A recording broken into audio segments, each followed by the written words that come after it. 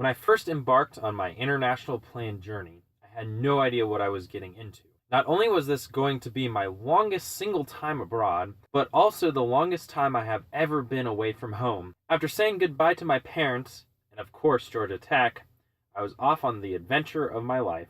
I had been to Germany before, but I was never fully integrated in the culture. Working in Regensburg and traveling around helped me get into the culture like no other. Not many people know, but Germany is made up of many subcultures and dialects. I previously had made friends in Nuremberg from the Franconian area, but this was the only region of Germany I really knew. The IP introduced me to so many more German regions. I learned about the Rhine Flats through a trip to Frankfurt for visa reasons. From there, I gained a chance to visit the Swabian farmland area and gained some awesome experiences from eating fresh pork knuckle or Schweinehaxe and visiting a town in a 14-million-year-old crater. However, the Bavarian culture is what I got the most exposure to, since Regensburg, where I interned, is in Bavaria. It took me a while to get accustomed to the Bavarian dialect, but the culture was very welcoming. One big part of Bavarian tradition is the festivals and dress.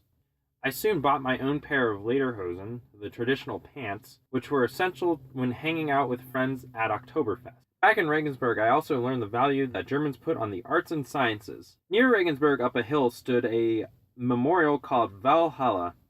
This monument is dedicated to the most important German thinkers, both scientists and artists, and had busts of famous figures such as Mozart, Einstein, and Bismarck.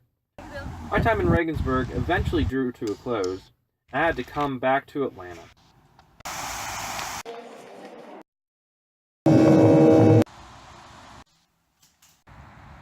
Goodbye.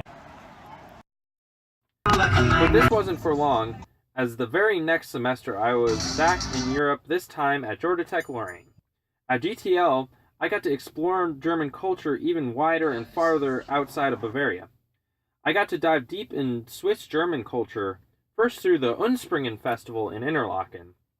In my visit to the capital of Switzerland, I had one of my most surreal experiences in a city. I got to hear Zurich's many churches ring their bells for Sunday services.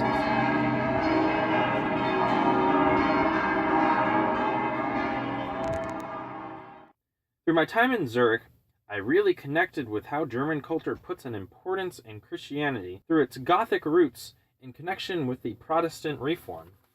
In the end, there is so much I could talk about German culture, from the monastery near Regensburg to the Bavarian Alps to even the art galleries and opera houses in Vienna. I could go without end about what I have learned. However, one thing is certain, I feel completely connected with my host culture, and given the first chance to go back, I will.